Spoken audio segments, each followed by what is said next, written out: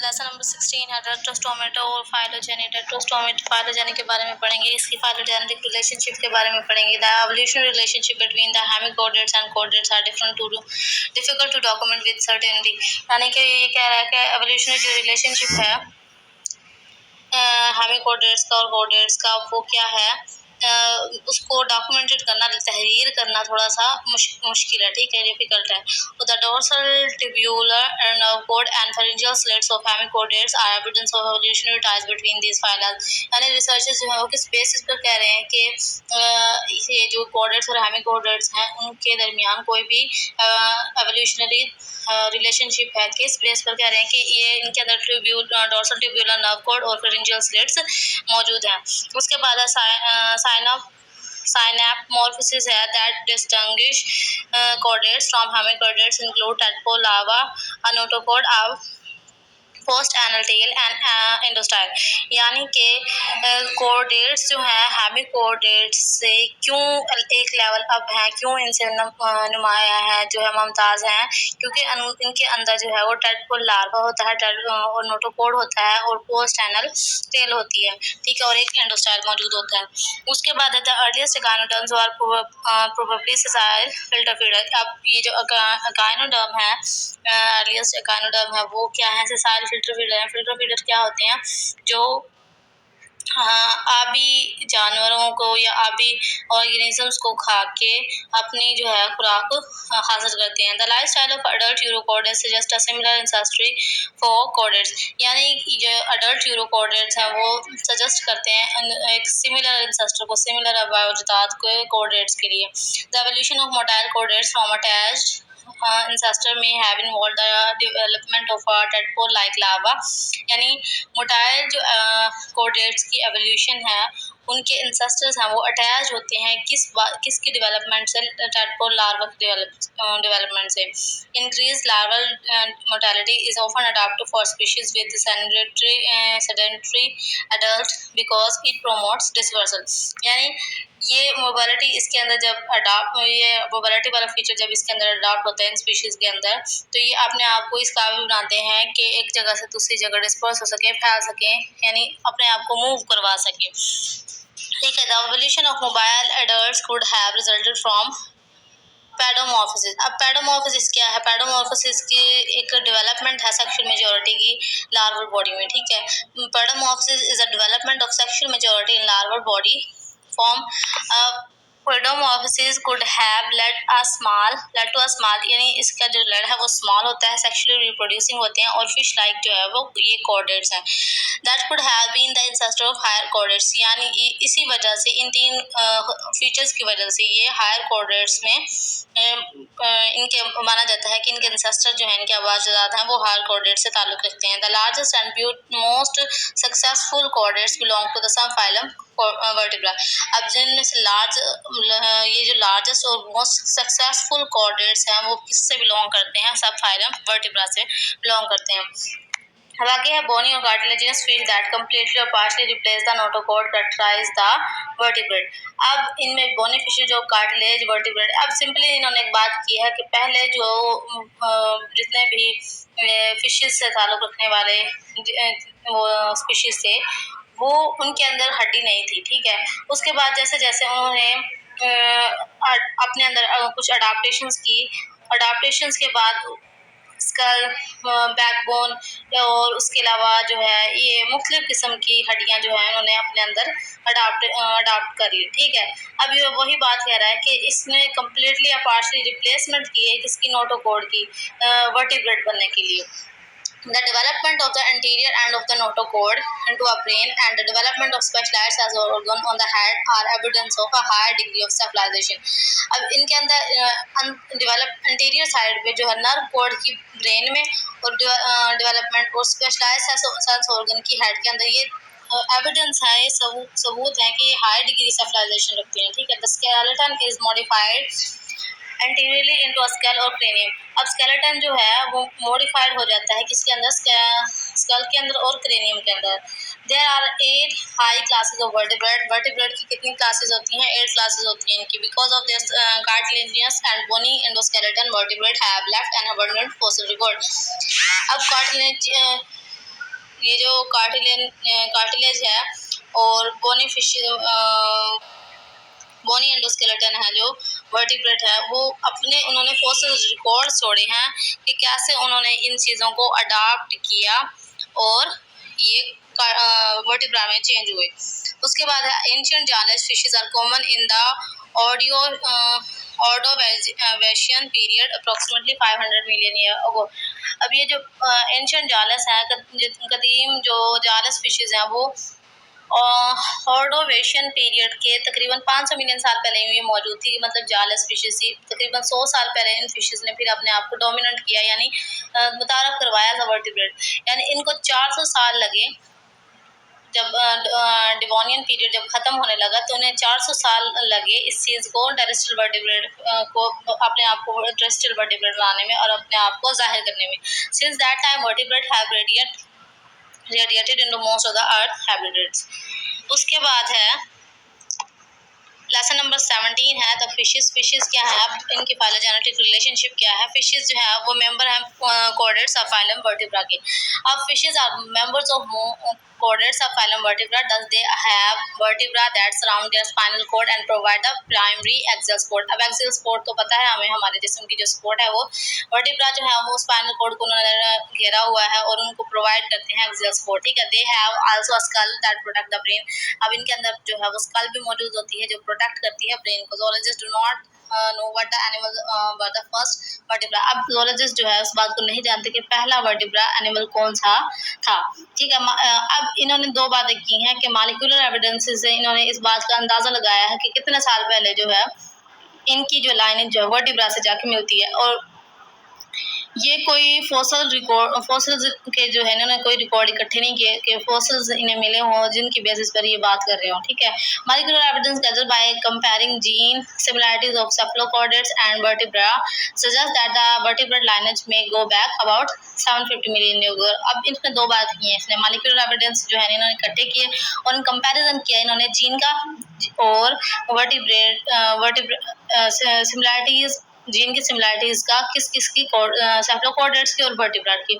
और इन्होंने सजेस्ट किया कि वर्टिब्रा जो लाइनेज है मतलब वर्टिब्रा की जो सीरीज है वो 750 मिलियन साल पहले पुरानी है।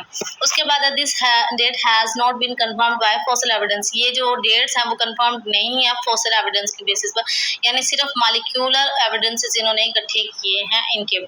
Recent characteristics of vertebrate evolution indicate that a group of fishes called hagfishes are the most primitive vertebrate known living or extinct।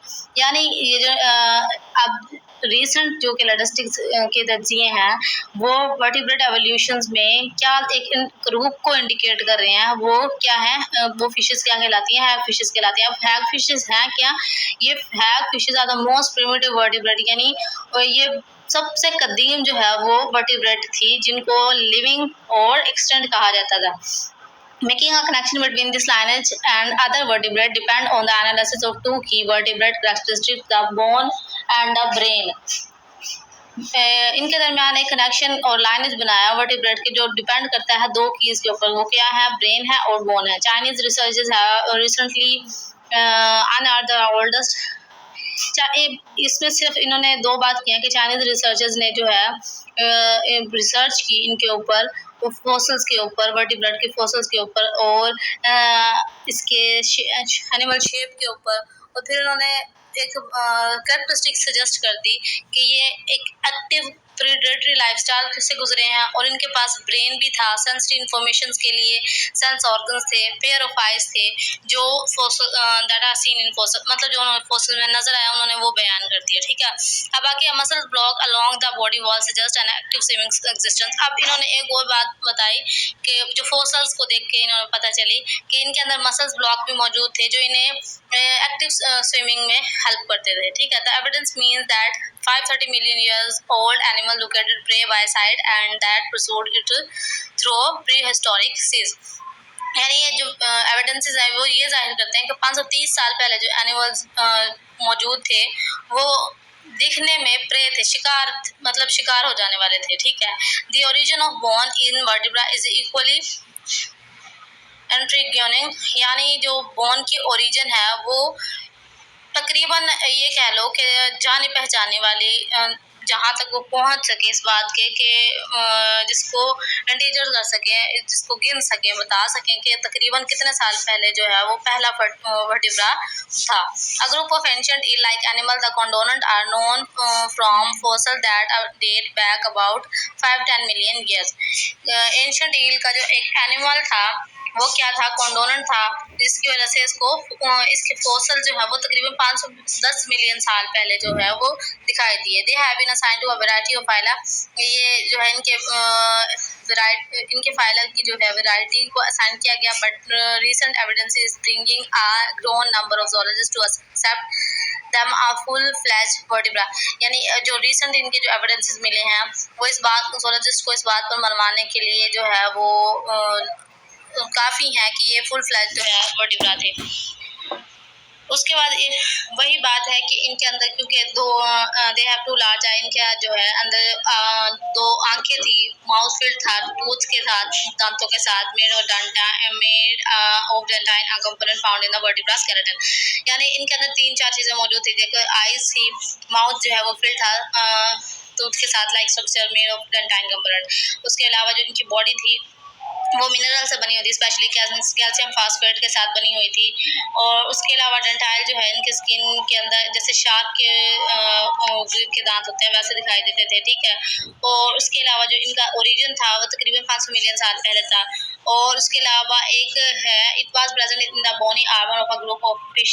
यानी यहाँ पर एक ग्रुप ऑफ आर्मर पाया जाता है बोनी फिशेस का, जिसको क्या कहते हैं, ऑस्ट्राकोडन्स कहते हैं। ऑस्ट्राकोडन्स क्या है, रिलेटिव इनएक्टिव फिल्टर फीडर है, और ये जो है bottom of prehistoric lake and sea. और ये कहाँ रहते हैं, प्री हिस्टोरिक लेक्स और सीज में रहते हैं। Apparently, early vertebrate evolution involved the movement of fish back and forth between marine and freshwater environment। अब वर्टिब्रा की जो एवोल्यूशन है वो किस में इन्वॉल्व है, मूवमेंट ऑफ फिश में बैक और fourth between marine and fresh water environment के वो मरीन के थे या फ्रेश वाटर। पहला जो वर्टिब्रा था वो फ्रेश वाटर से ताल्लुक रखता था या मरीन वाटर से ताल्लुक रखता था। अब उन्होंने ये बात बता दी नीचे के majority of evolutionary history of some fish took place in the ancient seas and most of the evolutionary history of others occurred in fresh water। अब ज़्यादातर जो है वो कहाँ से, एंशियंट सीज से, और मोस्ट जो है वो एवोल्यूशनरी हिस्ट्री जो कहाँ से ली इन्होंने, वो फ्रेश वाटर से ली। The importance of fresh water in the evolution of fish is evidence by the fact that over 41% of all fish species are found in fresh water. अब ये जो फ्रेश वाटर की जो एवोल्यूशन की importance है वो क्या है कि फिश के जितने भी एविडेंस और जितने भी हकायक जो सामने आए तकरीबन 41% उनमें से जो है फिश स्पीशीज जो है वो फ्रेश वाटर की थी। उसके बाद है लेसन नंबर 8 है अदर फाइलोजेनिक कंसिडरेशंस हैं। Most characteristics and anatomical evidences indicate that the lungfish lineage give rise to no other vertebra taxa. इनके अंदर जो कैरेक्टरिस्टिक्स और जो एनाटॉमिकल एविडेंसेस हैं वो किस चीज़ को इंडिकेट करते हैं कि लंगफिश जो लाइनेज है, लंगफिशेस का जो सीरीज है वो एक नए वर्टिब्रा को जाहिर कर रहा है। अब सिंपली पीछे इन्होंने कहा है कि पहला जो वर्टिब्रा है वो कहाँ से, फ्रेश वाटर से ताल्लुक रखता है। लेकिन फिर रिसर्च के बाद क्या पता चला कि एक लंग फिश, मतलब ये जो लंग फिश है इनके एंसेस्टर्स जो है वो टेरेस्ट्रियल थे, कि खुश्की से ताल्लुक रखने वाले थे। Two important series of evolutionary events occurred during the evolution of life. अब क्या हुआ कि इन दो इम्पोर्टेंट सीरीज है एवोल्यूशनरी इवेंट्स की जो अकर हुई कि एवोल्यूशन क्या है, कैसे है, क्यों है और किधर से आए हैं ये स्पीशीज, इनके एंसेस्टर्स कैसे थे, ठीक है। पहली है ओस्टियोकाइडस है। One of these was evolution explain that begins about 150 million year ago and resulted in the vast diversity of prokaryotes living today। अब क्या इनमें से एक जो है वो एक्सप्लोयन है जो तकरीबन मतलब एक जो एक्सप्लोयन हुआ वो तकरीबन 150 मिलियन साल पहले हुआ, और इसके रिजल्ट में टेलियोस की जो डाइवर्सिटी है, मतलब लिविंग जो आज भी जिंदा है वो नजर आई।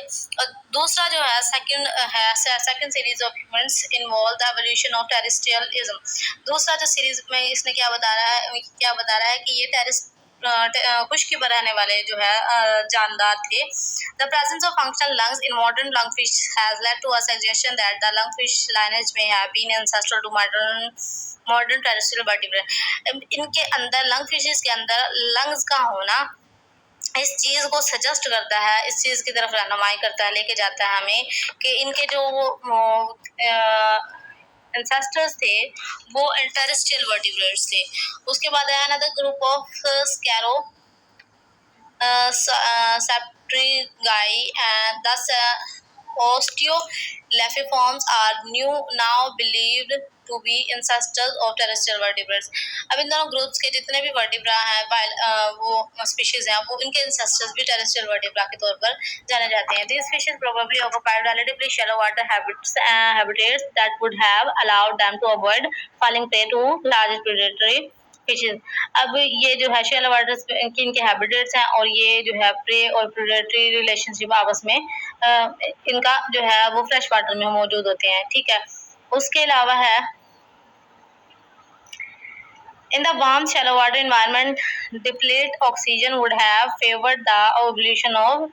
अब पानी के अंदर मतलब गर्मियों के अंदर वार्म कंडीशन के अंदर पानी का जो इन्वायरमेंट है उसके अंदर ऑक्सीजन की कमी हो जाती है जो फेवरेबल है किसके लिए, सेलेक्टो ट्रिपिगन के लिए, ट्रिगन के लिए। ठीक है, इनके लंग्स के लिए क्या जरूरी है कि ऑक्सीजन की जो है वो डिप्लीशन जरूरी है। मतलब ये हमारे एमसीक्यू में भी जरूरी हो सकता है कि मतलब डिप्लीटेड ऑक्सीजन जो है किसके लिए फेवरेबल है, ये है सार्कोप्ट्रिगन लंग्स के लिए जो ये है जरूरी है। उसके बाद है abundant food in the form of arthropods other invertebrates at the water edge। अब खुराक की जो ज्यादा है यानी खुराक जितना भी कह लो खुराक जो इन्हें चाहिए आर्थ्रोपोड्स को इन्वर्टिब्रेट्स को वो पानी के किनारे पर इन्हें मिल जाती है। लो वाटर एंड टेरेस्ट्रियल फीडिंग और इनकी टेरेस्ट्रियल फीडिंग जो है वो इसी तरह जारी रहती है। Apparently that allow the fish to well at the land water interface and eye lenses that could function in air। अब क्या है इनके अंदर जो इनकी आंखों के लेंसेज हैं वो हवा के फंक्शंस को कंट्रोल कर दे कि इनकी आंखें खराब ना हो और ये टेरेस्ट्रियल फीडिंग आराम से कर लेते हैं। While millions of years ago would elapse before an vertebrate would be consider terrestrial. अब मिलियन साल पहले जो है ये माना जाता था कि वर्टिब्रा जो है वो टेरेस्ट्रियल थे। Brief explosion on to land allowed some vertebrate to exploit its resources that for the previous 50 million years ago. अब वर्टिब्रा जो है एक्सप्लॉइट किए गए, इनके रिसोर्सेज जराए देखे गए पिछले 50 मिलियन साल में, तो ये only have available on the terrestrial arthropod. तो ये इस बात से साबित हुआ कि जो इनकी ज़रूरियात हैं वो सिर्फ टेरेस्ट्रियल पर है, मतलब जो खुश्की पर मौजूद हैं। ठीक है, one interpretations of the phylogeny of fish. अब इनकी इंटरप्रिटेशन है फाइलोजेनी के फिशेस के अंदर, ये कह लो एक समरी है।